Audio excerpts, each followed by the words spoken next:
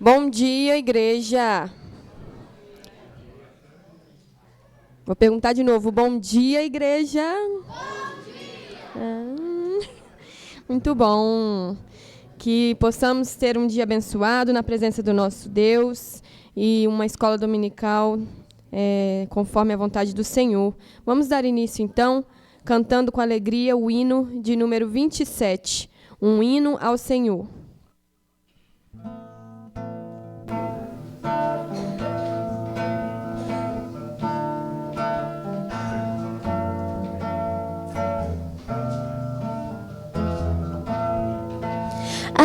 As grutas, as rochas imensas dos mundos, o grande esplendor proclamam bem alto constantes o hino ao teu nome, Senhor, nos céus e no mar e na terra, nos bosques, nos prados em flor, no fragoso cantinho, na amplitude celeste, o hino ressoa ao Senhor. Nos céus as estrelas brilhantes dos mares, o grande fragor, e as brisas entoam ridentes teu nome, Senhor, nos céus e no mar e na terra, nos bosques, nos prados em flor, no fragoso cantinho, na amplitude celeste, o hino ressoa ao Senhor.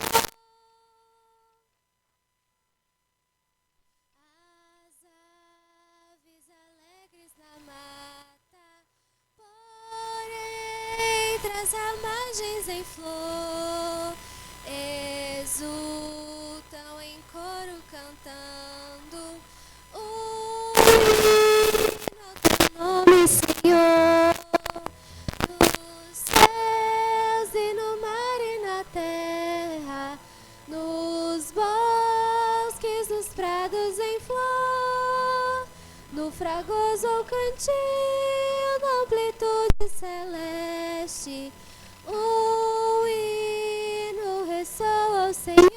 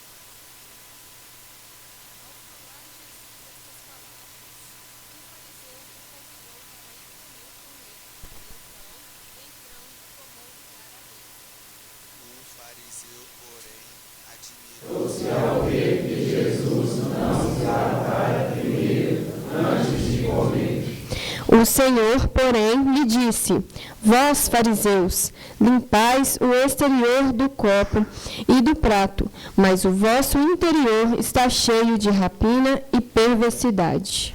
Insensatos, quem fez o exterior não é o mesmo que faz o interior? Antes, dai esmola do que tiverdes, e tudo vos será limpo.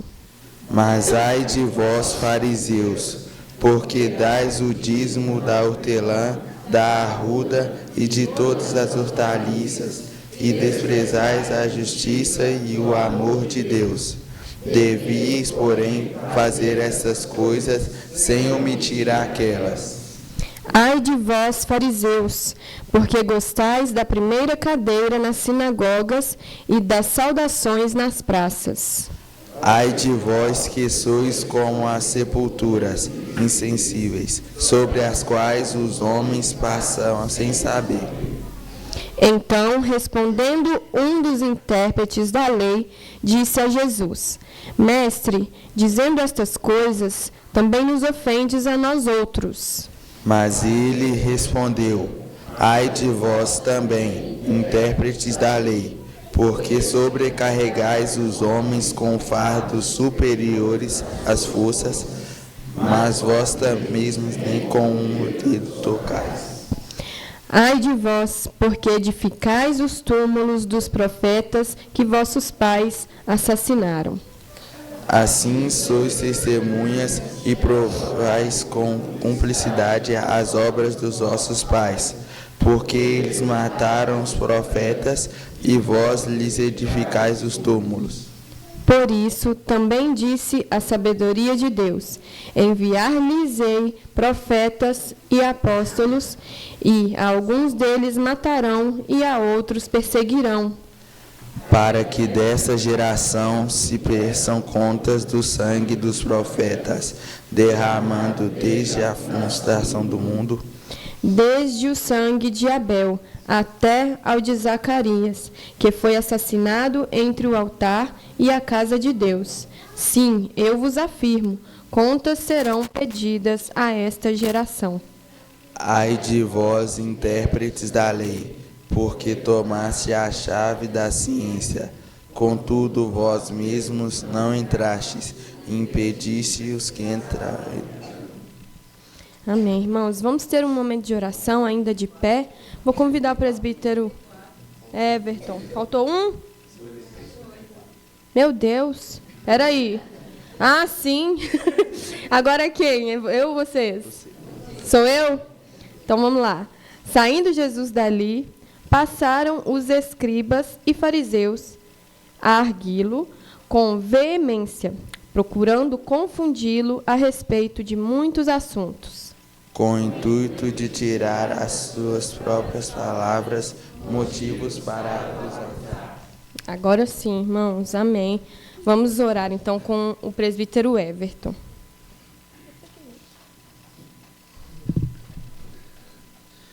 Senhor meu Deus, muito obrigado, Senhor, porque o Senhor nos concedeu mais uma manhã, o Senhor nos concedeu saúde, disposição para estarmos na Tua casa, e Te agradecemos, Senhor, porque o Senhor nos dá essas bênçãos imerecidas, Senhor. Te peço, Senhor, que esteja conosco durante todo o dia, guie cada professor aqui, Senhor, para que ensine de acordo com a Tua santa palavra, e que possamos, Senhor, aprender mais de Ti e praticar a Tua palavra, Senhor. Perdoe, Senhor, os nossos pecados, em nome de Jesus. Amém. Amém. Vamos já passar para as divisões das classes. Lembrando que hoje teremos a apresentação da classe Primeiros Passos e Kids Júnior.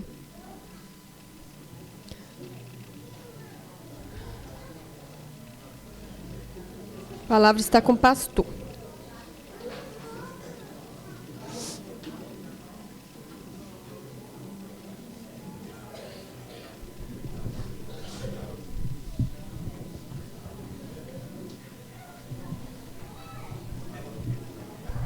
Eu acho que ainda não vai dar. Eu tinha medido que era na minha testa. Então acho que vai dar.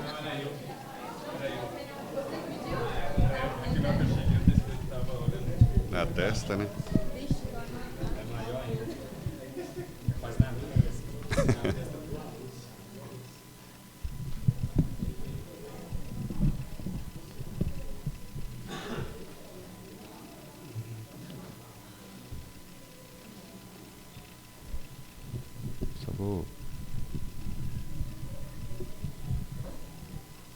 Bom dia, irmãos.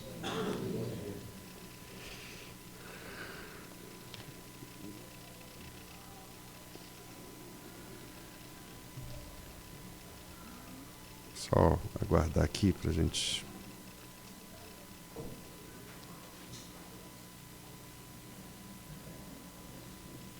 Nós vamos continuar, meus irmãos, falando sobre o capítulo 4 da Confissão de Fé, que é o capítulo que trata da criação.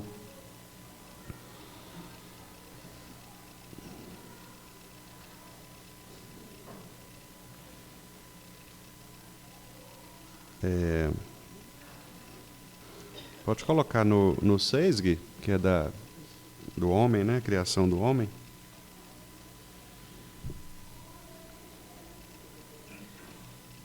Aliás, no 5. Isso. Continua pequenininho, né? Porque eu expliquei aos irmãos que o formato lá em cima é um pouco diferente. E aqui acaba ficando um pouquinho difícil para os irmãos verem, mas o objetivo não é nem tanto vocês verem, né? O objetivo é a gente seguir um roteiro aqui e, obviamente, aqueles que conseguirem ler, né, poderão aproveitar melhor. Mas eu posso depois compartilhar também com os irmãos este slide, né, para que todos possam também participar dele. Bom, então, meus irmãos, nós vamos retomar aqui a seguinte ideia.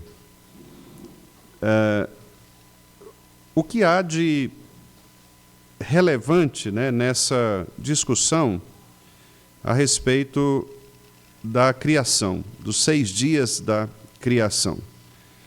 A gente está vendo aqui que a Confissão de Fé ela afirma claramente que a criação foi realizada no espaço de 6 dias.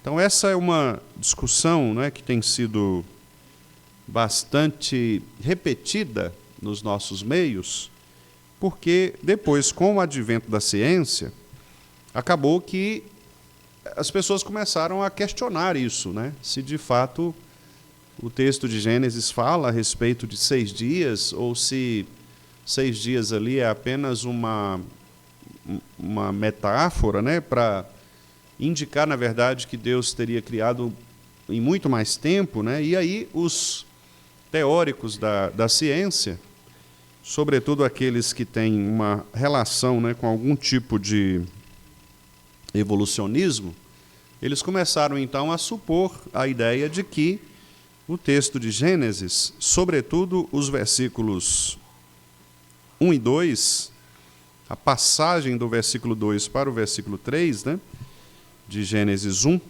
eles começaram então a supor que ali não seria exatamente dia de 24 horas, mas seriam eras, seriam períodos, né?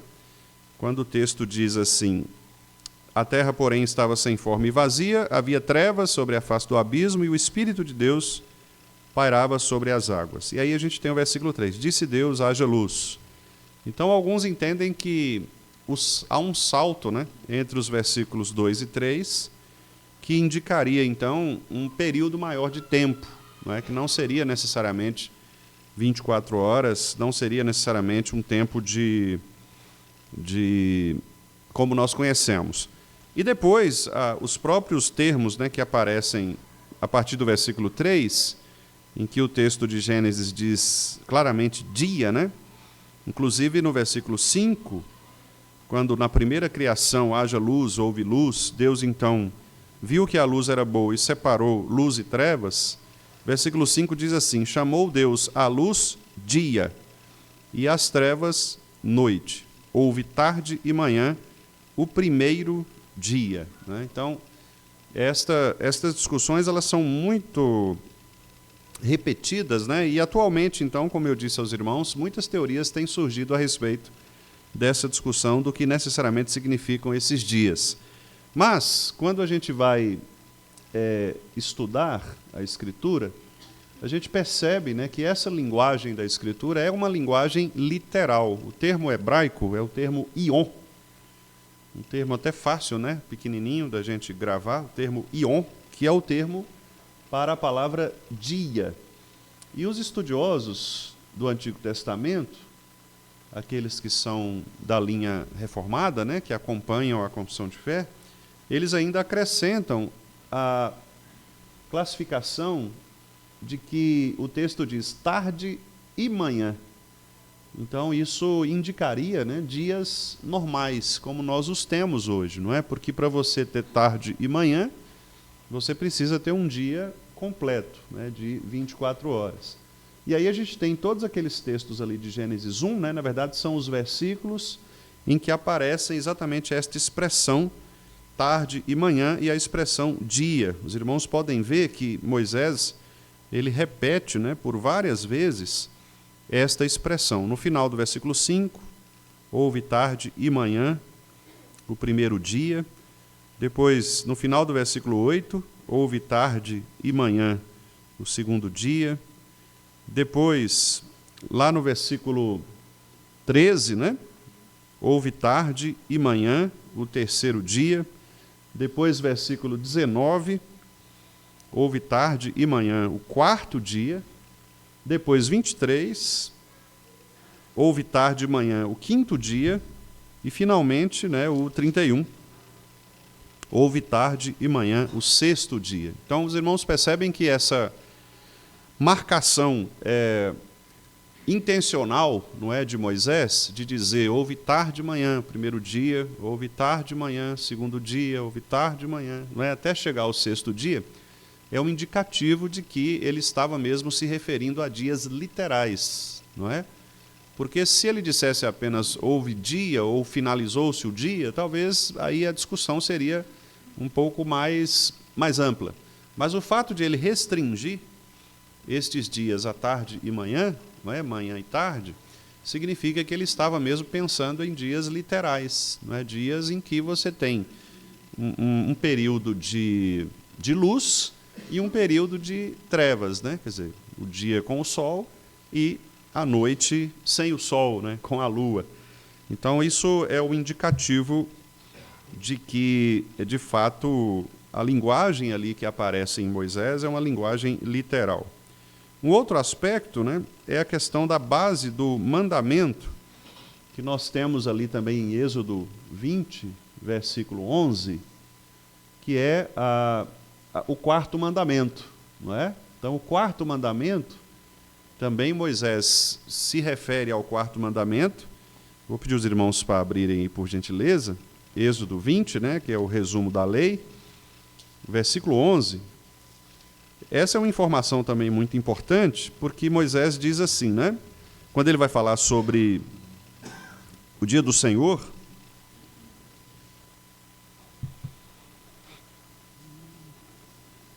Êxodo 20, 11, né? Ele vai falar sobre o dia do Senhor. Então ele fala assim, porque em 6 dias fez o Senhor os céus e a terra, o mar e tudo o que neles há, e ao 7º dia descansou. Por isso o Senhor abençoou o dia de sábado e o santificou. Então também aqui a referência a 6 dias. Então essa contagem, né, que é feita também na lei, seria também um indicativo de que nós estamos tratando aqui de dias literais. E um terceiro argumento é o argumento da narrativa histórica, porque na narrativa histórica, a ordem, né, que aparecem nos eventos. O que é uma narrativa histórica? Todos os livros que você tem da Bíblia que são históricos, né, que contam histórias. Você pega, por exemplo, o livro dos reis, não é? Você pega Josué. Então, esses livros, que são livros históricos, eles obedecem a uma cronologia histórica, não é? Uma cronologia que envolve dia, envolve mês, envolve ano. Tanto é que quando o texto quer se referir a determinado evento, ele menciona o ano. Não é? Um texto muito conhecido nosso, muito famoso, é Isaías 6. Isaías diz lá, no ano da morte do rei Uzias, né? Então, quer dizer, ele menciona o ano específico, né? Porque naquela época não havia o calendário como nós temos hoje, né? O calendário era diferente. Não era esse calendário de janeiro a dezembro, né? Até porque esse calendário ele é um calendário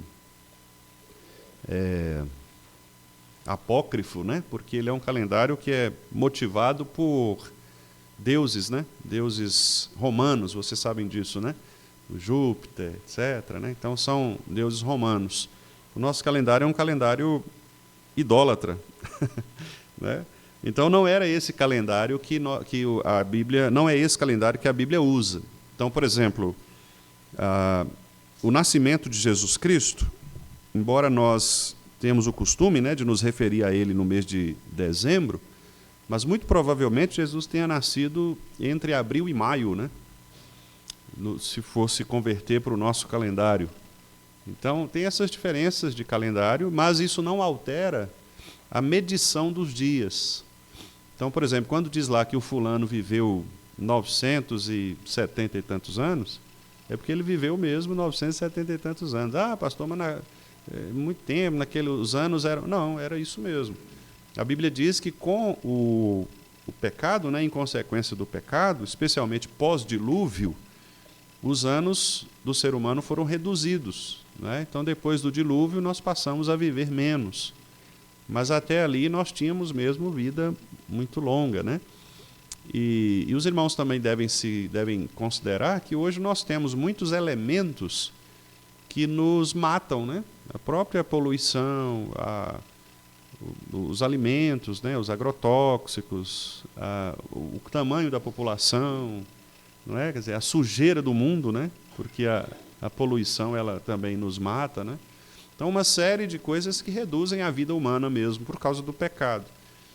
No início não era assim, né? No início as coisas eram todas limpas, puras, você não tinha poluição, não tinha agrotóxico, né? Não tinha nada disso. Então, obviamente, as pessoas viviam mais porque elas tinham uma qualidade de vida, né, muito maior do que a que nós temos hoje, nesse mundo que é extremamente populoso, né, e cheio de problemas como nós conhecemos. Então, quer dizer, essa discussão, assim, voltando aqui, então, nos textos cronológicos, né, a gente percebe que a cronologia ela é seguida normalmente, né, de anos e anos. Então, por exemplo, quando fala a respeito dos reis, né, então diz lá, o rei fulano reinou 40 anos sobre Judá. Então, ali são 40 anos mesmo, né? Então, quer dizer, não há razão para nós pensarmos que a narrativa bíblica, especialmente de Gênesis, ela se difere das narrativas seguintes, né? Então, se em toda a Bíblia, em toda a narrativa histórica, nós temos a abordagem de um dia de 24 horas, não faz sentido nós pensarmos num dia que não seja de 24 horas na narrativa de Gênesis. O que o pessoal levanta é a seguinte questão, né? Especialmente os liberais e os neo-ortodoxos, aqueles que tentam plantar, né, problemas na Escritura, problemas textuais na Escritura, é o seguinte, eles dizem que como Moisés não estava, né, na criação, porque Moisés escreve depois, obviamente, e ele escreve fundamentado na narrativa oral, não é? Aquilo que ele ouviu da tradição judaica. Então, para os liberais, essa tradição judaica, ela, por ser uma tradição oral, obviamente ela traduziu o evento, né, da criação a partir da sua percepção. Então, para eles, não necessariamente aconteceu assim, como está escrito na Bíblia. Para os liberais, o que está escrito em Gênesis de 1 a 11, especialmente, é apenas uma forma de montar a história dos judeus, ou justificar a história dos judeus. Então, tudo que os irmãos estão lendo, né, de acordo com os liberais, de Gênesis 1 até Gênesis 11, na verdade é um arranjo literário, né, um arranjo textual, para que a Bíblia faça sentido, para que a história dos judeus faça sentido, não é? Então é por isso que alguns deles chamam essa narrativa de mito. Alguns dizem, o mito da criação, né? Quando os irmãos ouvirem essa expressão, o mito da criação, os irmãos entendam que a pessoa que está falando isso, né, está exatamente defendendo a ideia de que a criação não aconteceu do modo como está registrado na Escritura. eles podem até acreditar que houve uma criação mesmo, que há um Deus que criou todas as coisas, mas eles dizem assim, olha, pelo distanciamento textual, pelo fato de Moisés não ter estado lá, pelo tempo que decorreu da tradição oral, não é, de pessoas que foram passando para outras, e inclusive pela própria evolução cultural da sociedade judaica, não dá para a gente afirmar com certeza que as coisas aconteceram daquela forma, né? Então, eles duvidam da literalidade do texto bíblico. E esse é um grande problema, meus irmãos, porque se a gente duvida de um versículo, da literalidade de um versículo da Bíblia, um versículo só, você precisa colocar também em xeque, você precisa duvidar também de outros tantos versículos que a Bíblia aparece. Por exemplo, Jonas na barriga do grande peixe. Então você precisa também colocar em xeque esta narrativa, porque você nunca viu um homem dentro da barriga de um peixe por 3 dias, né, por 3 noites, e depois sobreviver vomitado por esse peixe, né? E aí a ciência diz, olha, existem alguns tipos de peixes que podem engolir pessoas, né, como a baleia cachalote, por exemplo, que segundo os estudiosos seria o mais provável dos animais a ter engolido Jonas, né? Então existe inclusive um caso histórico já próximo de nós, eu não vou me lembrar a data, mas eu sei que é próximo, é 1700 alguma coisa, 1600 alguma coisa, de um homem que teria sido encontrado, né, dentro da barriga de uma cachalote, de uma baleia cachalote. Era um pescador que estava lá e a baleia, né, provavelmente um Jonas 2, né, Jonas 2. Jonas, quando você for no mar, você fica esperto, porque essas baleias aí, né? Então, quer dizer, é possível, né? Aí a ciência diz, então, se foi encontrado, então é possível, né? Então eles fazem esse tipo de análise, mas sempre submetendo a Escritura à leitura da ciência, né? Então, esse grupo neoliberal, neo-ortodoxo, liberal, essa turma da crítica do texto, eles sempre tentam colocar a ciência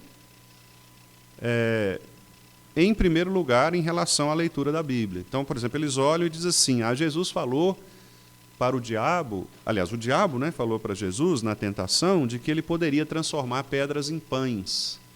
Então a ciência fala, bom, isso é possível, porque se você levar um elemento químico para o laboratório, você consegue transformar esse elemento químico noutro, né?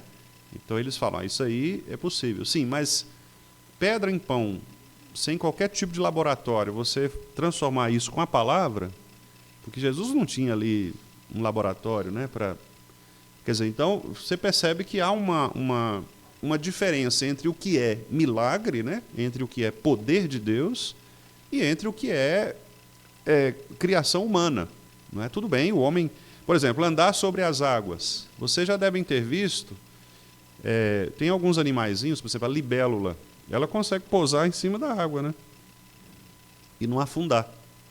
Aí você fala, mas é porque a libélula é magrinha, né? Na verdade, não é porque ela é magrinha, é porque ela tem a água, ela tem uma ligação entre as moléculas de água que, de fato, ela permite algum tipo de sólido, né? Não é de sólido, é uma base para que um ser possa pisar. Então, acontece, né? Você pode jogar, por exemplo, uma folha de papel, uma folha de árvore, você pode jogar na árvore e ela fica ali, sobre a água, né? Ela não vai afundar, porque isso pode acontecer mesmo. Agora, outra coisa é um homem adulto, né, como era o caso de Pedro, ficar em pé sobre as águas. Tem gente que até diz que Pedro, na verdade, não era sobre a água, ele estava numa rocha, né? Tem gente que chega a dizer isso, que tinham blocos de pedras, né, igual tem nos rios mesmo, nas cachoeiras aí, e aí ele teria andado por sobre essas pedras, né? Então, quer dizer, o ser humano, ele tenta, de todo modo, tirar, né, da Bíblia os eventos que a própria Bíblia caracteriza como milagres, não é? Sim, Marcelene.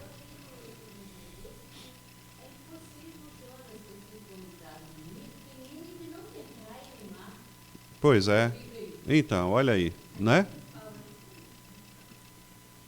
Pois é. Então, assim, essa turma, eles tentam achar tudo quanto é argumento mesmo para invalidar a Bíblia, né? Porque o grande objetivo deles é invalidar mesmo, é tirar a autoridade da Escritura. Então, os irmãos vão ver muita coisa, né? Muita coisa em relação a estes chamados milagres.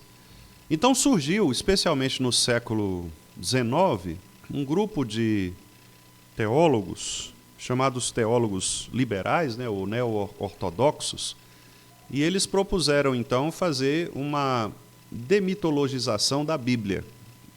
Essa demitologização, na versão deles, né, seria exatamente tirar da Bíblia tudo aquilo que não podia ser explicado cientificamente. Então, aí foram embora, né, estas narrativas de Gênesis, foram embora os milagres de Jesus, né, a boa parte do Novo Testamento, né, dos milagres de Jesus. Então, tem um camarada mesmo chamado Rudolf Bultmann, um desses liberais, né, em que ele claramente diz, olha, a Bíblia, os milagres, eles estão aí só para montar um cenário, né, uma ideia, que na verdade foram os discípulos de Jesus que contaram isso, né, mas isso aí não liga para isso não, né, não se importe com isso, tire isso. Vamos pensar só na parte histórica da Bíblia, né? No chamado Jesus histórico. Então, o Jesus histórico, quem foi o Jesus histórico? Aí eles começam a dizer que o Jesus histórico foi um homem de fato diferenciado, né? E alguns chegam a comparar Jesus com Sócrates, né? O grande filósofo Sócrates. E aí começam a fazer até algumas semelhanças. Por exemplo, Sócrates não escreveu nada, Jesus também não escreveu nada, né? Quem escreveu os textos de Sócrates foram seus discípulos, né? Platão e outros, né?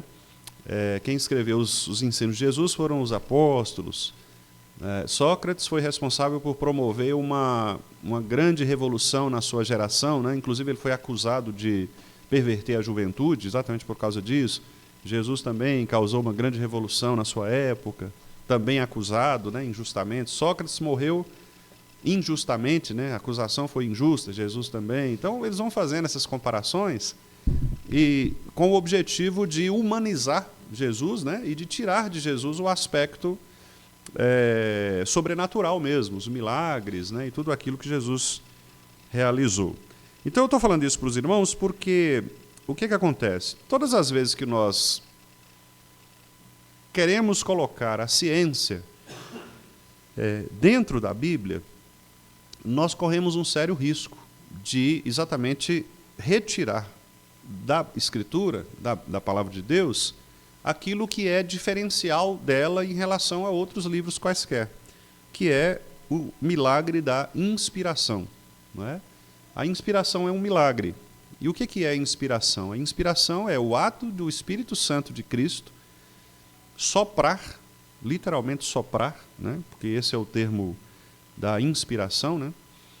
Que é o termo que aparece no Novo Testamento, que é theopneustos, né? Que é soprar, Deus soprando.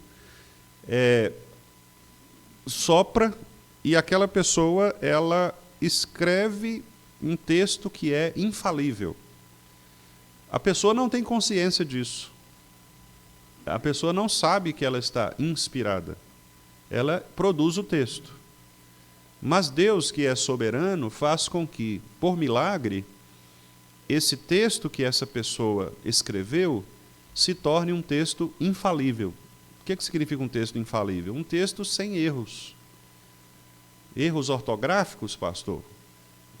Não, erros de conteúdo. Pedro escrevia diferente de Paulo. Paulo era um filósofo, um erudito, um grande estudioso. Pedro era pescador.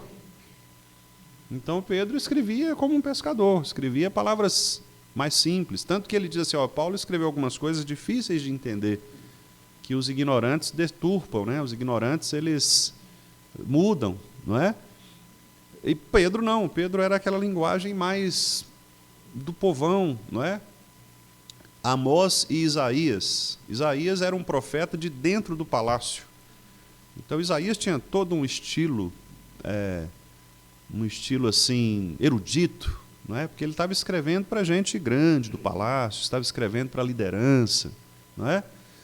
Amós estava escrevendo para os camponeses. Os dois estão profetizando na mesma época, só que Isaías está dentro do palácio, Amós está no meio da roça.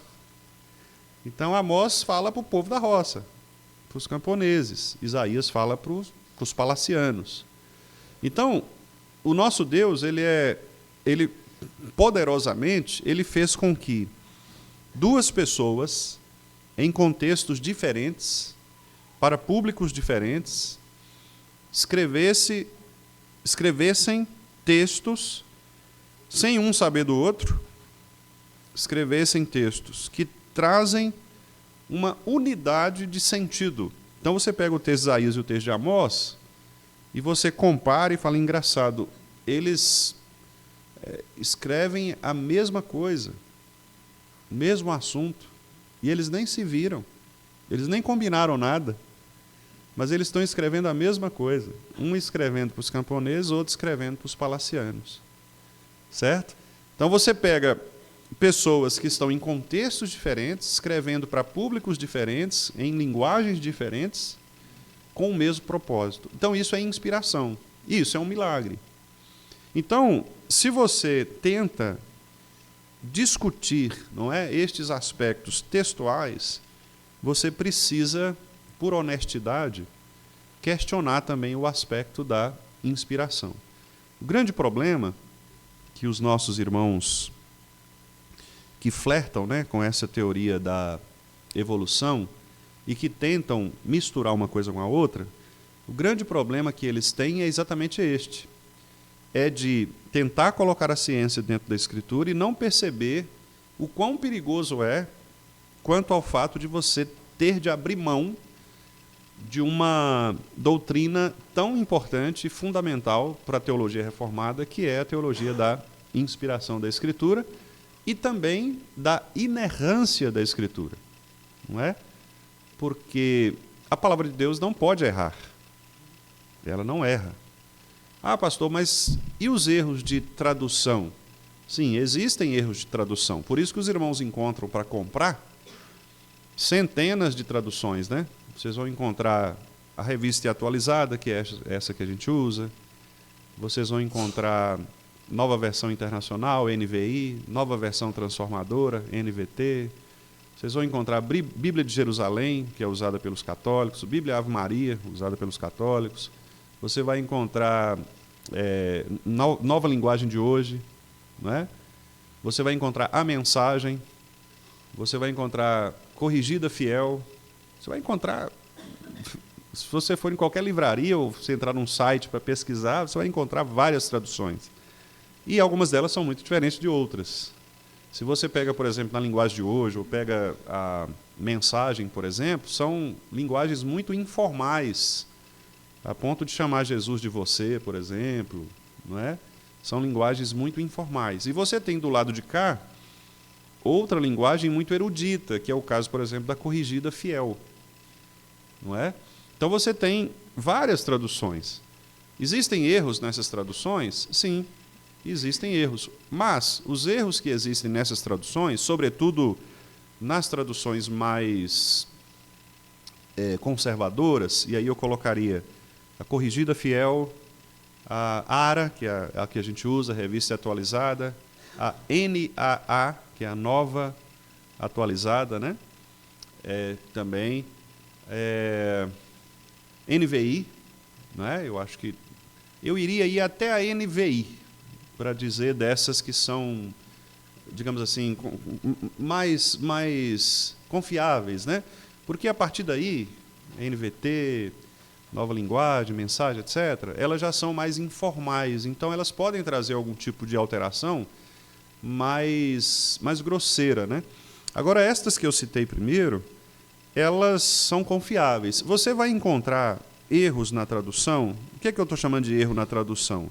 O tradutor, meus irmãos, ele pega o texto original e ele olha para o texto original, e aí é preciso a gente dizer que não existem mais os textos originais, os chamados autógrafos. Você não vai encontrar num museu, por exemplo, o primeiro texto que foi escrito por Paulo. Não existe. Eles se perderam, eles sumiram. O que existem são as cópias que foram feitas destes textos primeiros.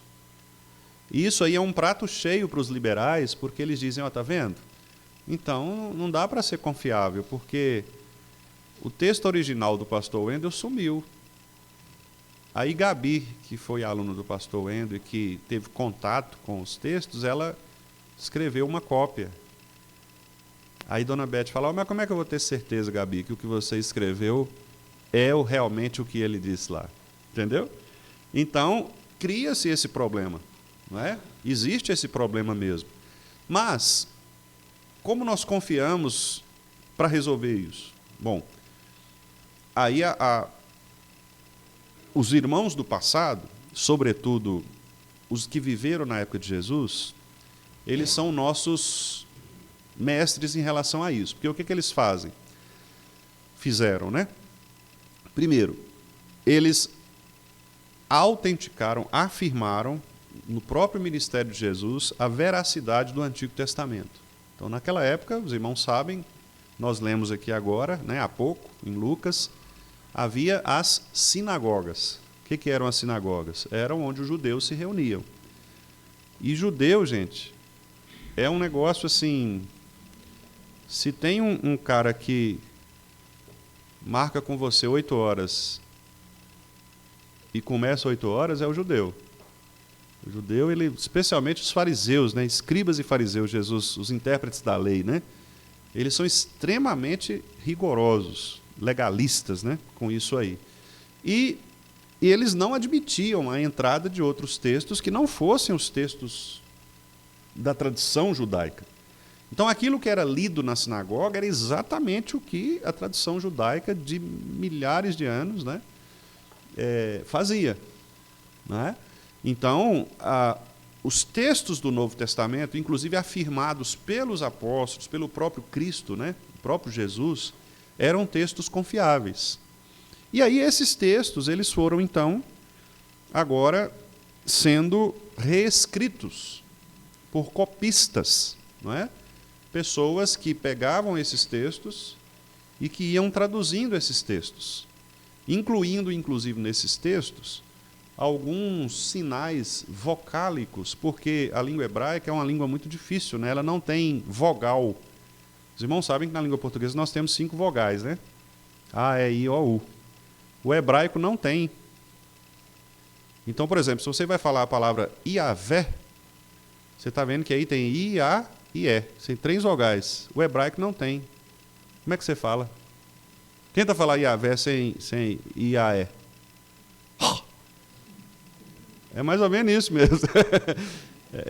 É um negócio estranho. Depois você procura no YouTube, lá tenta colocar um...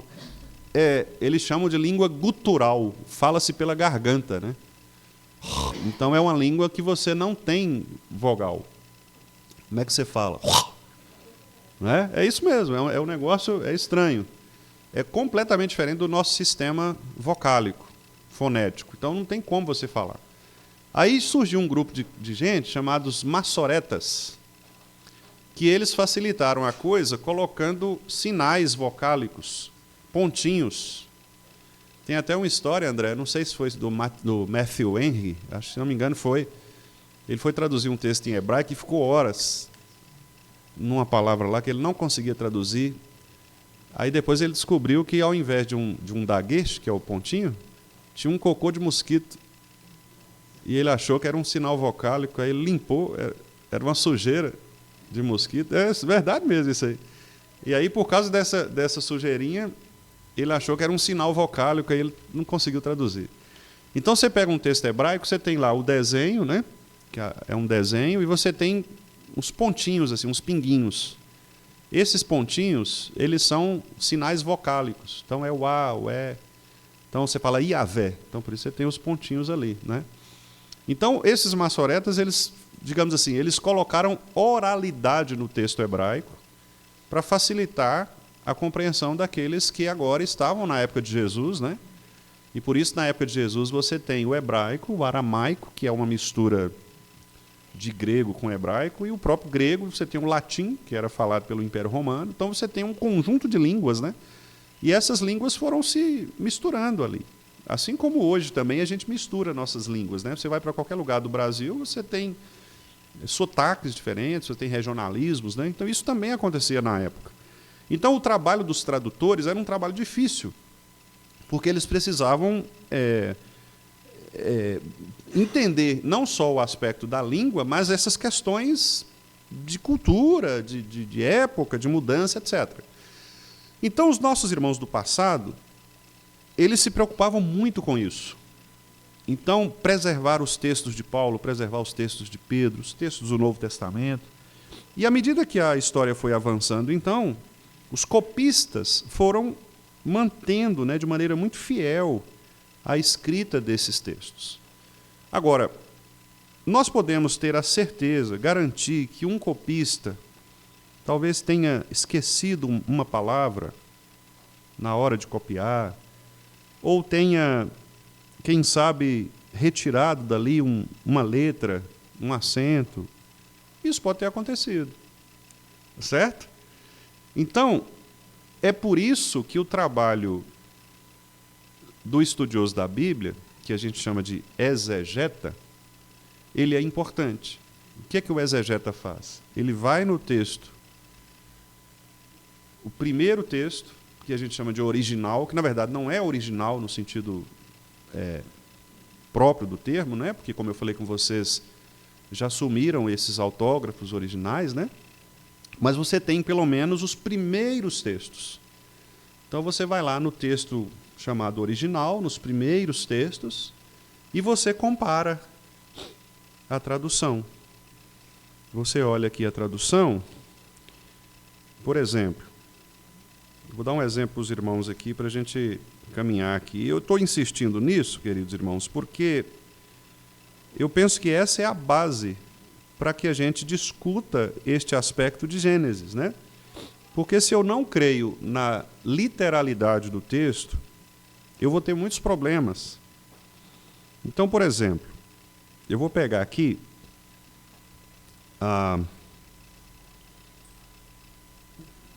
deixa-me só abrir aqui.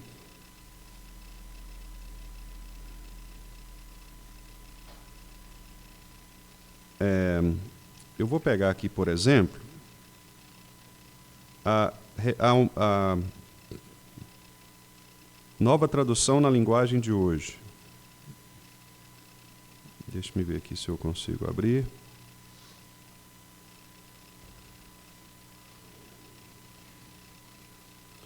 Vou pegar o texto aqui de Mateus 5, que são as bem-aventuranças, né? Abram lá, por favor, nas bem-aventuranças, Mateus 5.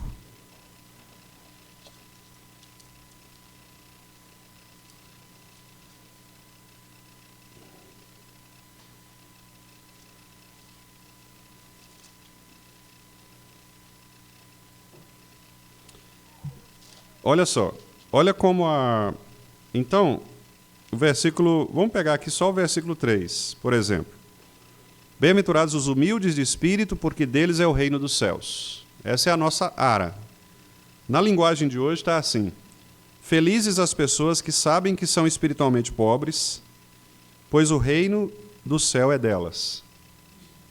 Percebe como que há uma mudança na linguagem? Então, felizes as pessoas...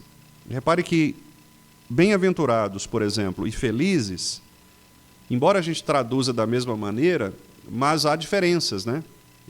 Quando eu preguei aqui para os irmãos as bem-aventuranças, eu disse que o termo bem-aventurado é mais do que feliz. Bem-aventurado é aquele que recebe o pacote todo de Deus, né, que é o fruto do Espírito, e que transforma o coração de uma pessoa. Então, não é uma felicidade no sentido de uma pessoa que está comemorando o aniversário, por exemplo, né, que está feliz ali por alguma situação.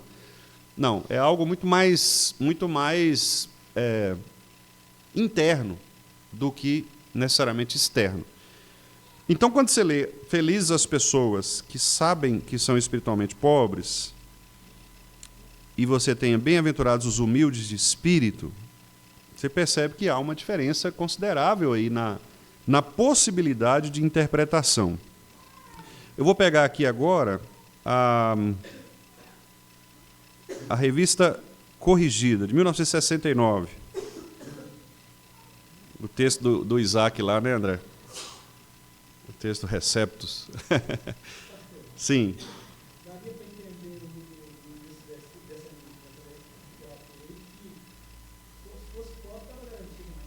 Pois é, aí você ainda pode, apesar que ele diz espiritualmente pobre, mas aí você pode, né?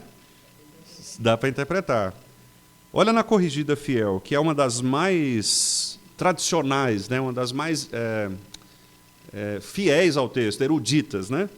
Diz assim, ó, bem-aventurados os pobres de espírito, porque deles é o reino dos céus. Repare que aí houve uma mudança de pobre para humilde. Percebe, né?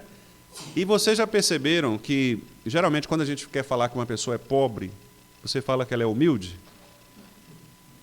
Não é? Não, fulano ele é mais humilde. Mas, às vezes, ele é um arrogante daqueles assim que...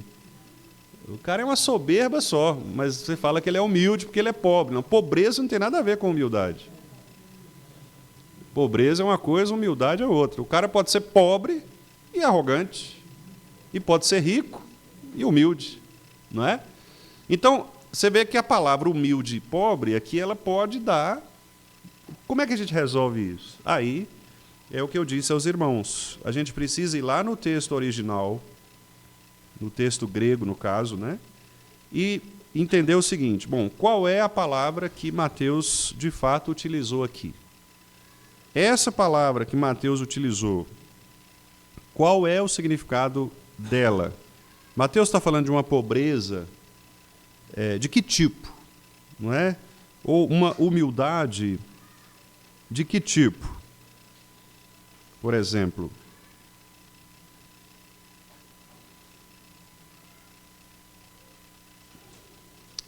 deixa eu só abrir aqui. Na internet que está... Então, quando eu tenho esse tipo de situação, irmãos, eu preciso ter muito cuidado, né? Porque aí talvez você fale assim, ô pastor, mas como é que eu vou confiar, então, no texto que eu estou lendo? Não é? Como é que eu vou confiar no texto que eu estou lendo? Porque essa é uma grande dúvida que alguns irmãos têm. Será que eu estou lendo? Será que o que eu estou lendo é verdade? Mesmo que às vezes eu estou lendo uma coisa que não é? Mas é por isso, então, que nós temos a preocupação, eu digo nós, igrejas históricas, né, igrejas reformadas, nós temos a preocupação de indicar para os irmãos traduções que sejam confiáveis. O que são traduções confiáveis? São aquelas traduções que têm o menor índice ou a menor possibilidade de algum tipo de erro desse tipo, né? E aí, quais são? São essas que eu mencionei para vocês. A Corrigida Fiel, que é essa última que eu li, né, que traz a palavra pobres. A ARA, que é essa que nós usamos. A NAA, não é? Que é a Nova Almeida Atualizada. A Nova Almeida Atualizada ela tem uma vantagem, porque ela tem uma linguagem um pouco mais acessível do que a ARA. E ela mantém a fidelidade, né, os termos de fidelidade. E a NVI. Então, eu iria até aí, para você ter, vamos dizer assim, uma tranquilidade na leitura. A partir daí, não é que está errado, mas é que você vai ter que ter um pouco mais de atenção, né? Você pega a NVT, por exemplo, aí você já começa a ter um pouco de atenção. Fala, peraí, essa palavra aqui está muito moderna, muito contemporânea, então será que foi isso mesmo? Né?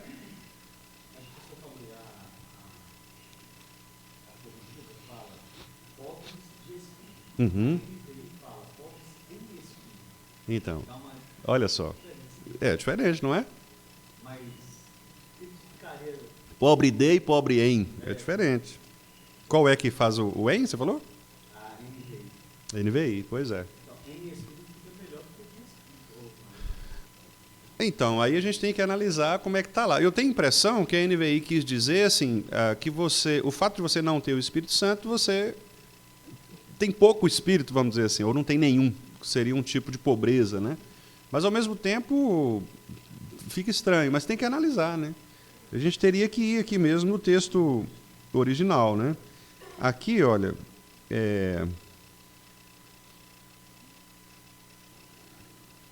você vê, a palavra humildes, por exemplo, eu pesquisei aqui, você tem 4 possibilidades, 4 ocorrências, né? Ela pode significar, por exemplo, insignificante, não é? No grego. Então, aquele texto de Paulo, 1 Coríntios 1, 28, que Paulo fala assim, Deus escolheu as coisas humildes deste mundo.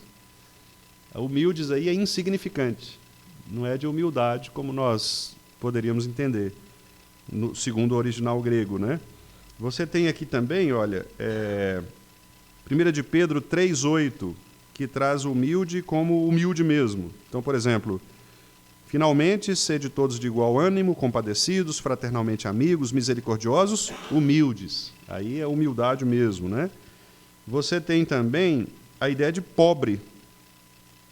Aí vem Mateus 5:3. Bem-aventurados os pobres de espírito. Tá vendo? Então aqui a palavra pobre, aí o Isaac ia gostar aí, viu, André? Aqui a palavra pobre mesmo. Então você vê, a nossa Ara traduziu como humildes. Mas aqui no original grego está pobre. Não é? E quer dizer, então você vê que a ideia de pobreza é a ideia de carência, né? Uma pessoa pobre é uma pessoa que carece de algo, ela não tem as coisas necessárias. Não é? Então, aí você pensa assim, então, peraí, então, na verdade, a humildade aqui, porque você fala assim, humilde, talvez aquela pessoa que seja mansinha, né, que tal, e não é essa a ideia. A ideia é de uma ausência mesmo, é de pobreza mesmo, a pessoa não tem, ela carece de. Exatamente. Né? Então, quer dizer, eu estou dando só exemplos aqui para os irmãos verem como que é importante o trabalho de uma análise do texto, né? Mas fiquem tranquilos, porque se você está lendo em casa, por exemplo, e você está estudando sozinho, você não precisa duvidar do texto. O que eu estou querendo mostrar para os irmãos aqui não é que, então, pastor, então como é que eu vou fazer? Eu vou chegar em casa agora e vai estar tudo errado? Né? Não, não é isso. Não é isso. O que eu estou querendo dizer é que as traduções bíblicas, elas podem trazer mesmo esse tipo de diferenciações, né? E o papel do pastor, do pastor mestre, né, como Paulo coloca lá nos dons, é exatamente fazer esse tipo de trabalho. Então, quando o pastor está pregando, ensinando, ele precisa ter conhecimento desse tipo de alteração, porque senão ele vai tirar uma conclusão equivocada do texto, né? O texto está falando de uma coisa, ele talvez, pela tradução, ele é enganado pela tradução e ele acaba ensinando uma outra coisa que a tradução não valida, né? Bom, falei tudo isso aqui só para dizer o seguinte, nós não precisamos duvidar da literalidade do que está transcrito na criação. Então, Deus criou, sim, e nós que somos confessionais, né? Eu até digo aqui no finalzinho, negar os 6 dias literais enfraquece a base do descanso sabático, que é a questão do mandamento, né? Compromete a harmonia dos capítulos iniciais, porque aí você tem que alterar a cronologia, não é? Porque se não é literal, então quer dizer, como é que ficam, por exemplo, os anos de idade de Noé, por exemplo? Aí você tem que alterar também isso, porque Noé foi antes do dilúvio, né? Pensando Noé antes do dilúvio. Então, quer dizer, como é que funcionou Noé? Jó, porque eu não sei se os irmãos sabem, mas Jó, ele está aí nesse período, né? Jó é o mais antigo dos patriarcas, embora o texto dele esteja lá na frente, mas cronologicamente ele está aqui em Gênesis, né? Então, a irmã Célia até me fez um pedido muito interessante, e eu estou construindo, a partir de outras coisas que eu já tenho lá, eu estou construindo e eu espero disponibilizar isso para os irmãos o mais rápido possível, uma leitura bíblica cronológica seguindo a cronologia mesmo. Então, por exemplo, aí a pessoa começa lendo Gênesis 1, de 1 a 6, aí encaixa Jó. Entendeu? Porque aí a pessoa vai entendendo cronologicamente onde quem está em qualquer... Você está lendo, por exemplo, Obadias. Obadias está citado lá em Jeremias. Aí quando chega Jeremias e cita Obadias, aí eu levo você lá para Obadias. Que aí você vai entendendo, vai fazendo aquele fio, né? Você vai puxando o fio, porque é uma leitura muito melhor do que essa leitura que a gente faz de Gênesis e Apocalipse, porque essa leitura de Gênesis e Apocalipse, ela não segue a cronologia, ela segue a ordem dos livros, né? Mas ela não segue a cronologia. Então, às vezes, um evento aconteceu aqui, por exemplo, você está lendo Crônicas, aí Davi escreveu um salmo relacionado àquele evento. Aí você vai lá no salmo que ele escreveu sobre aquele evento. Então, quer dizer, você vai fazer essa conexão, né? Sim, Renato.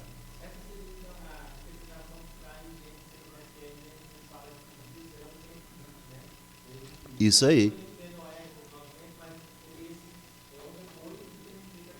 Exato. É isso aí mesmo. É isso aí. Então, quer dizer, você vê que se você invalida, né, os dias da criação, você tem que... Aí é o que eu estou dizendo aqui, né?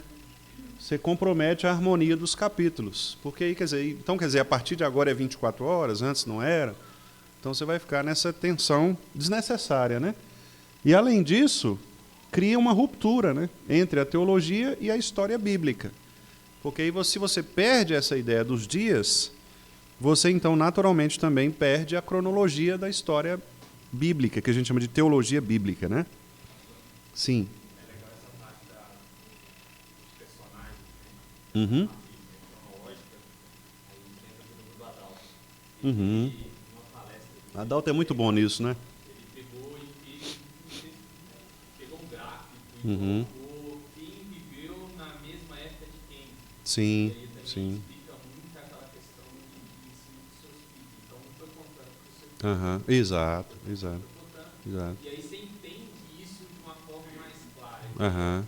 Noé viveu na mesma época. Sim, sim. E assim vai. Uhum. Então você consegue, você para para pensar. Muito legal. Pessoas que esses dois viveram na mesma época. Sim, A gente acha que eles viveram agora contemporâneo. sim. Inclusive tem uma série, né? Alonso falou aí, eu acredito que seja até essa série.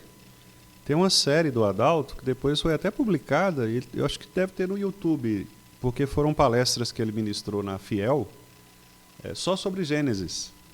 Inclusive, eu acho que o livro chama Gênesis mesmo, né? Se não me engano. E aí tem uma série de vídeos. Depois eu vou tentar encontrar e vou colocar no grupo para os irmãos assistirem. É muito bom. O Adalto era um presbítero nosso, né, da IPB, faleceu, né, até relativamente recente, né? E era um irmão muito capacitado assim nessa defesa, né, do criacionismo bíblico, né? Sim, Neemias.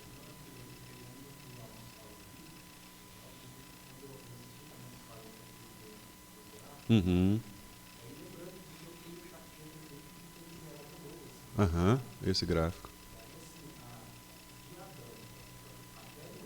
Aham. Sim, sim. Aham. Sim, sim, sim. Sim. Quer dizer, a alteração seria mínima, né? Sim, sim. Sim. Exato, exato. Interessante, é isso mesmo. Quer dizer, o que mostra que a possibilidade de alteração era muito mínima, né? Porque eram pessoas que estavam no mesmo contexto, né? É mais ou menos a gente reunir na igreja aqui os irmãos mais velhos, né? E eles nos contarem histórias que eles viveram. E aí você consegue, por meio dessas narrativas, você vai ter uma história fidelizada, né? Então é muito interessante isso, né? Nós vamos entrar agora, irmãos. Pode pular aí, por favor, Gui? Com você eu fiz melhor do que eu fiz com o Elton. Porque você pelo menos passou um, o Elton ficou em um só. Ele brincou e falou: seu pastor, eu vim só para passar o slide, você foi colocou um só, não deu nem serviço, né? Eu falei, não, pode deixar que no outro. Nós vamos entrar na questão da criação do homem. E aqui, assim, eu vou passar rapidinho, porque são assuntos que a gente já tratou em outros momentos, né? Inclusive no estudo do Catecismo Maior, nós já falamos sobre isso, mas eu preciso citar aqui exatamente porque o capítulo da Confissão fala a respeito disso, né? Então, após criar todas as criaturas, Deus formou o homem. E lembrando que a palavra homem aqui é uma palavra que significa tanto homem quanto mulher. Embora no hebraico, né, ish é homem e ishá é mulher. Legal, né? Ish, ishá. Aí vocês já estão sabendo hebraico, né? Ish. Então, quando alguém fala assim, ish, ele está falando homem, né? Então, são as duas palavrinhas, e você vê que até no hebraico é interessante, porque no português você fala homem e mulher, é como se fossem duas coisas diferentes. No hebraico é ish, ishá, que é o complemento. É interessante, né? Quer dizer, é a mesma palavra, só que ela complementa. Então, quer dizer, dá a ideia de que a mulher, de fato, é um complemento. No caso do português, não dá para você ter essa ideia, porque são palavras bem diferentes, né? Mas no hebraico você consegue ter essa ideia de que a mulher é uma extensão do homem, não é? O ishá é a extensão do ish. Quer dizer, então a mulher ela estende o homem, ela complementa o homem, né? Então macho e fêmea, não é? A sua imagem e semelhança, como a gente vê lá em Gênesis 1, 26, 27, né? Façamos o homem, a sua imagem e semelhança. Deus também dotou esse ser humano, esse homem, né? Esse homem e mulher, dotou com alma racional e imortal. Então o ser humano, né, tem racionalidade, que é fruto do próprio Deus, né, que é um atributo de Deus, né? E nós recebemos isto por graça, a racionalidade, a imortalidade também, né? Então nós somos imortais, né? No sentido de que Deus não nos criou para morrer. Por isso que nós temos uma vida depois da morte. Nós continuamos imortais. Continuamos imortais. A diferença é que agora, aqueles que são eleitos, né, antes da fundação do mundo, eles são eleitos para uma imortalidade de vida com Deus, e aqueles que são reprovados, eles têm uma imortalidade de condenação, não é? Mas o homem é imortal. Então, aquela frase da lógica aristotélica, todos os homens são mortais, ela é dúbia, né? O homem é mortal do ponto de vista físico, mas ele não é mortal do ponto de vista espiritual, né? Então, o homem não é... Nós não vamos morrer. Vamos morrer... A nossa morte física, ela é uma morte temporária, né? Os adventistas chamam de sono da alma. Só que nós não cremos nisso, né? Porque, como nós vimos domingo passado, quando Paulo diz que morrer é estar com Cristo e é imediatamente incomparavelmente melhor, né? Imediatamente estar com Cristo, Paulo está dizendo que ao morrer nós vamos diretamente para o Senhor, né? Nós não vamos passar nem pelo purgatório, nem pelo sono da alma, né? Você não vai ficar dormindo, esperando um dia acordar e você já vai diretamente para o céu, né? Então, nós somos imortais, né? Nesse aspecto somos imortais. Aí a gente cita o texto de Eclesiastes 12, 7. Alguém leia esse texto, por favor. Esse texto é muito, muito rico. Eclesiastes 12, 7.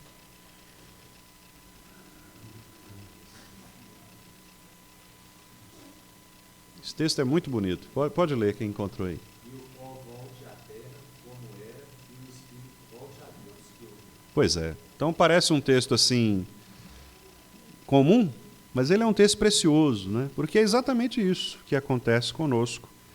O espírito volta a Deus e a carne, o corpo, volta ao pó, porque nós somos pó, né?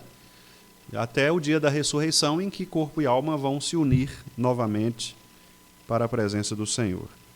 Criou também com inteligência, santidade e retidão moral, né? Então, nós fomos criados santos, retos moralmente. O problema é que o pecado entrou, mas antes do pecado, antes da queda, né, nós tínhamos, então, santidade e retidão. Santidade e retidão são duas coisas diferentes, parecem iguais, mas não são. Santidade é um atributo que nós recebemos da parte de Deus de carregar em nós a limpeza moral. Então, quer dizer, nós não temos manchas. A ideia de santidade é alguém que não possui mancha, não possui mácula, né? Você pega uma blusa branca, uma camisa branquinha, e você olha toda a camisa assim, a blusa, não tem nada, branquinho, não tem, né? Aí se suja um pouquinho, aí você já tem uma mancha. Então a santidade imagina algo puro, sem qualquer tipo de mancha, né? Branquinho ali. Essa é a ideia da santidade, né? Um dia eu falei isso aqui, me lembrei agora. Um pastor foi acusado de racismo por falar essa frase que eu falei, de que é branquinho, né? E aí estaria excluindo aqueles que não são branquinhos, né? E a ideia de não ser branco seria uma ideia de impureza, né? Olha para você ver. Quer dizer, não tem nada a ver uma coisa com a outra. Nós estamos falando aqui de uma limpeza, né? De algo que não tem possibilidade de mancha. Então, pega uma blusa preta, por exemplo, não é? E olha se tem mancha na blusa preta. Se não tiver mancha, ela está pura, né? Então a questão não é cor, não. É só uma ideia de limpeza mesmo. E retidão é fazer o que é certo. Então, santidade é esta limpeza e retidão é andar reto, é fazer o que é certo. Uma coisa leva a outra, claro, né? Se você é santo, você vai praticar a retidão. Mas eu só quero dizer que são coisas diferentes. Também o ser humano ele tem a lei de Deus gravada no coração. Esse é um ponto também fundamental, né? Porque nenhum ser humano ele é indesculpável diante de Deus. Pelo contrário, todo ser humano é culpável diante de Deus exatamente porque Deus gravou essa lei no coração. E, finalmente, com a liberdade de obedecer e desobedecer. É o que nós chamamos de livre-arbítrio, né? Antes da queda. Então, o homem tinha, antes da queda, a possibilidade de obedecer e desobedecer. Ele escolheu, obviamente, desobedecer, e aí nós já sabemos da história, que é exatamente a queda, né, em pecado. Deus concedeu ao homem domínio sobre a criação, tornando o mordomo responsável diante do Criador. Ok? Então, na próxima semana, se Deus quiser, a gente vai concluir, e eu volto um pouquinho nessa questão do evolucionismo naturalista, mostrando por que a nossa confissão, né, por que a nossa doutrina rejeita de maneira direta estes pressupostos, né, do evolucionismo naturalista. Por exemplo, de que o universo surgiu por acaso, de que a vida se desenvolveu sem um propósito definido, né? Então a gente vai falar um pouquinho sobre isso, se Deus assim nos permitir. Depois eu vou compartilhar com os irmãos também esses slides, né, esses estudos, e os irmãos deem uma olhada, né, estudem e perguntem, né, se for o caso, porque são temas realmente bem interessantes, né? E são temas cada vez mais contemporâneos, porque os nossos filhos, né, que estão nas escolas, eles lidam com isso, né, o tempo todo, com a questão do evolucionismo, né, do criacionismo. Então é muito importante haver esse conhecimento, né, por parte da igreja, por parte dos nossos adolescentes, né, das crianças, inclusive. Então, é muito importante que sejamos direcionados nesse ponto. Deus nos abençoe, meus irmãos.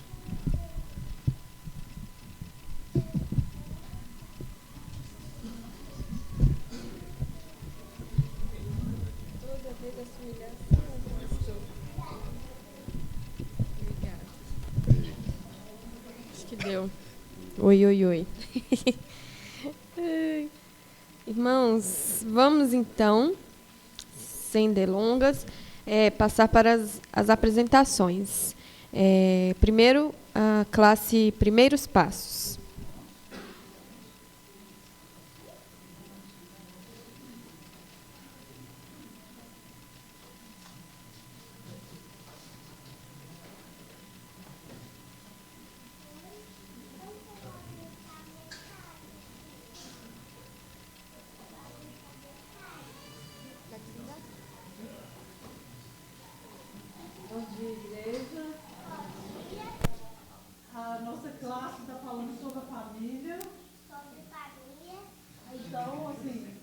falou sobre a família hoje de Abraão, né?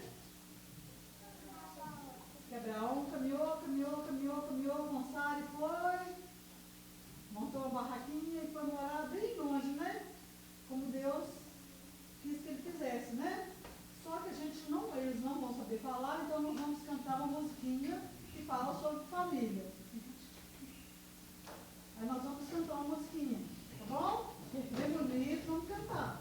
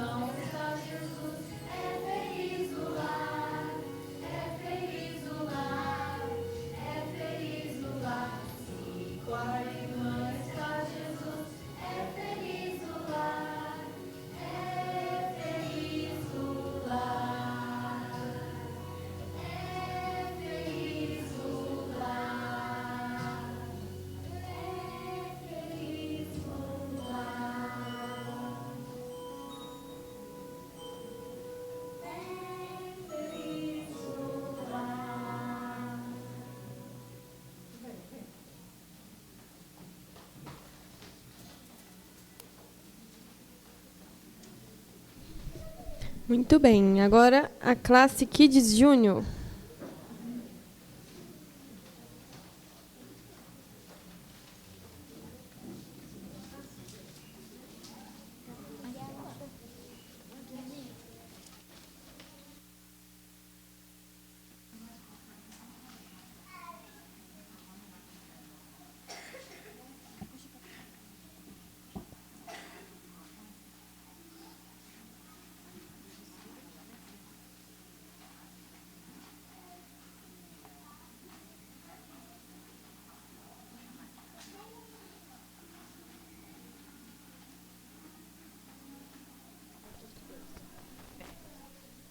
Miguel, solta isso aqui, fica só segurando a sua letrinha.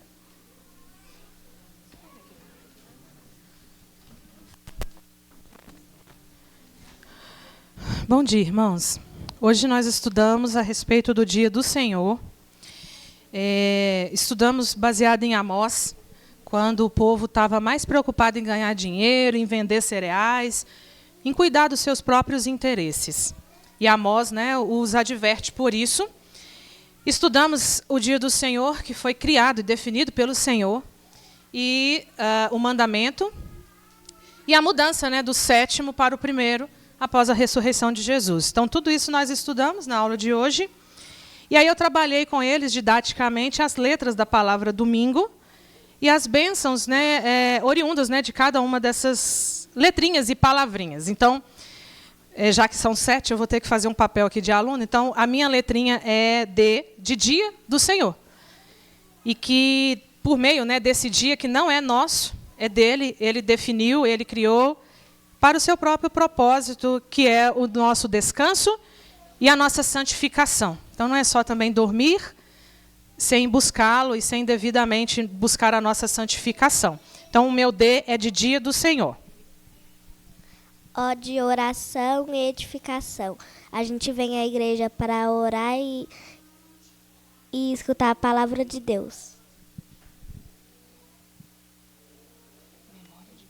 M de memória de Cristo. Lembramos do que ele fez na cruz. Que a gente lembre do que ele fez na cruz. Para nos salvar. A minha letra é I de igreja em comunhão, que é quando a igreja se reúne para orar e glorificar a Deus. O meu é N.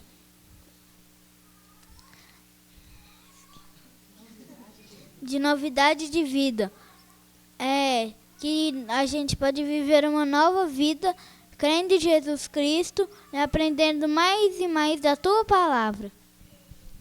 A minha é de gratidão ou graça, que nós temos que louvar o Senhor por ter graça de estarmos aqui na igreja cultuando e louvando ao Senhor, por ter graça de estar bebendo nossa água, comendo nossa comida. É isso. O meu é o O de oportunidade de de cultuar. Nós temos a oportunidade de vir à igreja, diferente de outros países, que são perseguidos, não podem orar, não podem ler a Bíblia, não podem ir à igreja. Graças a Deus, nós podemos ter tudo isso. Mas, infelizmente, ainda tem gente no nosso país que não acredita em Deus. Mas, felizmente, nós acreditamos.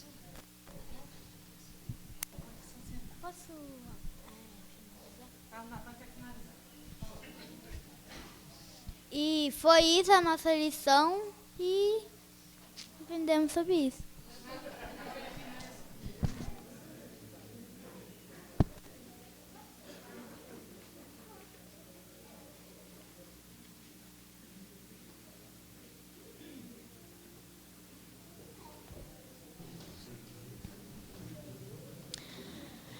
Vamos, irmãos, nos colocar de pé e cantarmos o hino de número 93, Firmeza na Fé. Esse é o momento para a entrega dos dízimos e ofertas. E logo após esse momento, convido os aniversariantes da semana. O nome que eu tenho desta semana é da irmã Arminda. Então, estão convidados também para virem aqui. Hino 93, dízimos... para os dízimos e ofertas.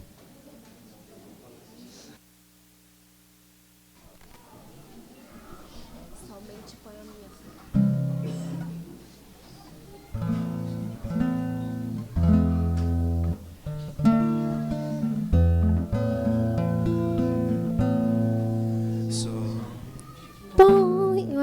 Vai de novo.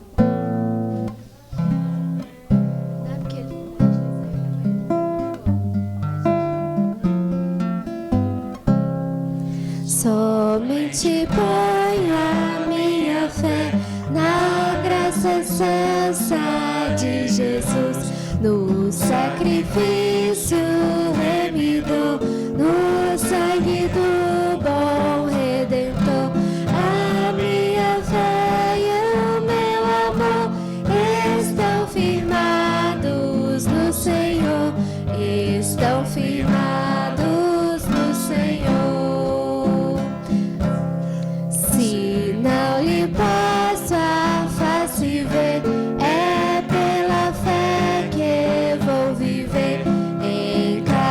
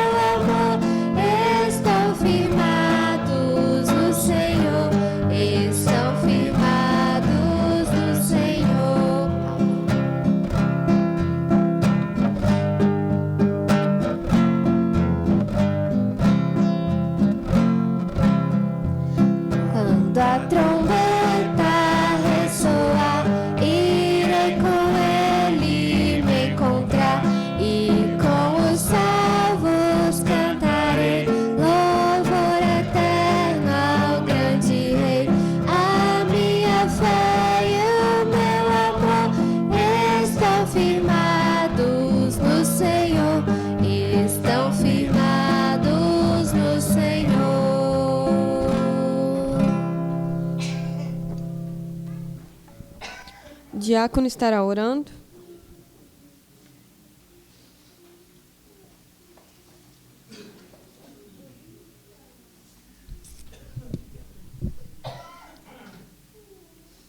Amém, igreja. Oremos ao nosso Deus. Ó Deus Santo, Todo-Poderoso, Deus Criador do céu e da terra, Deus único, justo, fiel. Obrigado, Deus, por mais esse momento em oração. Obrigado por esse domingo onde cultuamos ao Senhor, louvamos ao Senhor e agradecemos a Deus por esse dia santo. Agradeço, Senhor, por cada pai de família aqui presente, por cada mãe. Te peço, Deus, que o Senhor venha abençoá-los para poder estar sempre edificando a Tua casa e sempre, ó Deus, buscando a Tua presença, ó Deus. Peço também, Senhor, pelo aniversariante, Dona Arminda, para que o Senhor possa conceder a saúde, paz e também estar presente sempre diante do Senhor, servindo com alegria, ó Pai.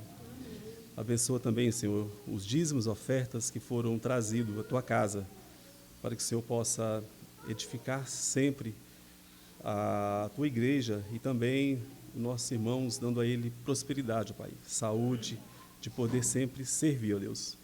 Essa oração que eu faço em nome do Senhor Jesus. Amém, Senhor. Amém, Senhor. Parabéns.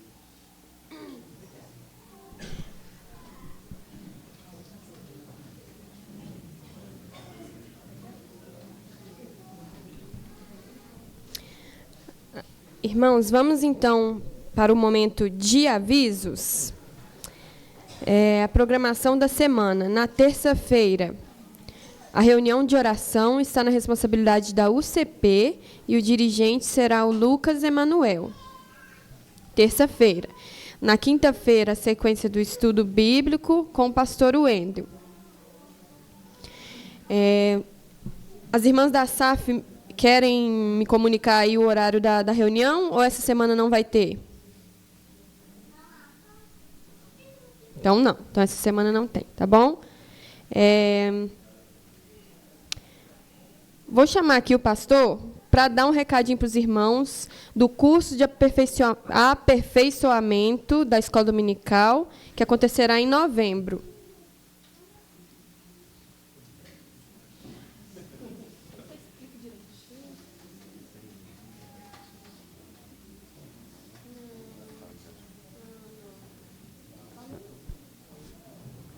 Vocês aí que a Miriam está no meu coração, né?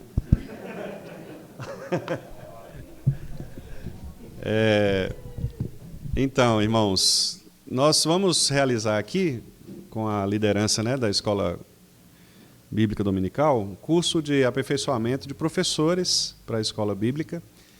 E eu submeti ao irmão Tiago, né, um plano, né, de curso, e ele aprovou e solicitou que nós pudéssemos também ministrar aqui na nossa igreja. Então será um curso muito interessante, porque a gente vai tocar em vários aspectos, né, que dizem respeito aos professores, né, a questão da preparação de aulas, aspectos relacionados, por exemplo, à centralidade da Escritura, na ministração, né, das aulas, e outros vários temas. Eu já tenho uma apostila pronta, né, já está tudo organizadinho, e o irmão Tiago pediu para a gente também avisar que o seguinte, o curso é aberto, né, para qualquer pessoa que queira participar, não apenas para os professores e a liderança da Escola Dominical, mas para qualquer irmão, qualquer irmã que desejar, inclusive de outras igrejas. Então, às vezes você tem irmãos, né, amigos de outras igrejas, que são professores, e queiram participar, então você pode encaminhar o nosso convite também para esses irmãos. E aí, apenas por uma questão de organização, né, para a gente saber, inclusive a questão de lanche, né, direitinho, nós criamos, o irmão Tiago criou um formulário, né, então o irmão entra ali, faz a sua inscrição, para a gente controlar, é gratuito, né, não tem custo nenhum, tá certo? Mas apenas para a gente controlar, né, a quantidade de pessoas, para saber direitinho o que nós vamos precisar, tanto em termos de material, quanto também para o lanche, tá bom?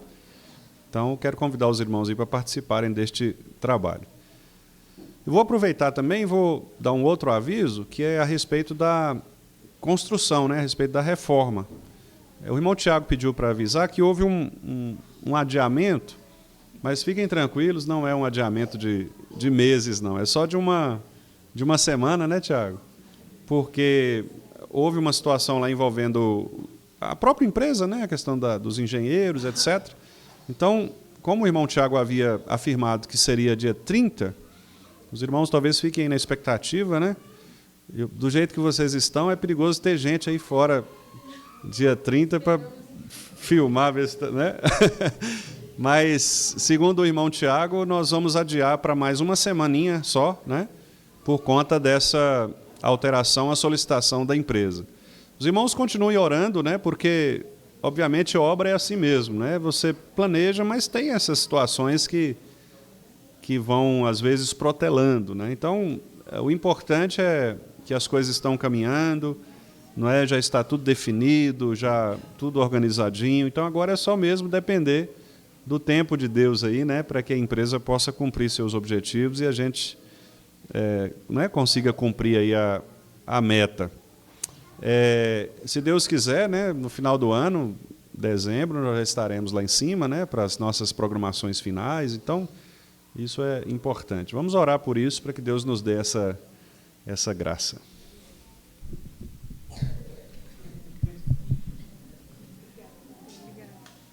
Oh, deu certinho. Irmãos, então, o último aviso é da professora Jéssica, da classe Firmando os Passos. Ela pede para as crianças e os responsáveis aguardarem um pouquinho aqui à frente, nos primeiros bancos, após a escola dominical, para uma breve reunião. Ok? Os alunos de 4 a 6 anos da classe Firmando os Passos e os responsáveis. Então, vamos de pé. Estarei orando para encerrar.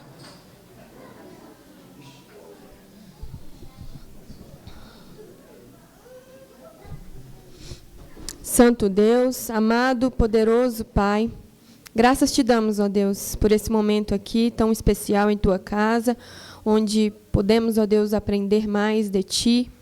Que o Senhor, ó Deus, tenha misericórdia de nossas vidas, para que a gente tenha entendimento, ó Deus, da Tua palavra e tenha, ó Deus, aplicação em nossas vidas, ó Pai, em nome de Jesus. Abençoe o decorrer desse dia, cada irmão, que o Senhor esteja conosco, com cada família, e que, se Deus quiser, ó Pai, estejamos todos aqui novamente no culto, logo mais à noite. Em nome de Jesus, assim agradeço, oro e te louvo, ó Pai. Amém.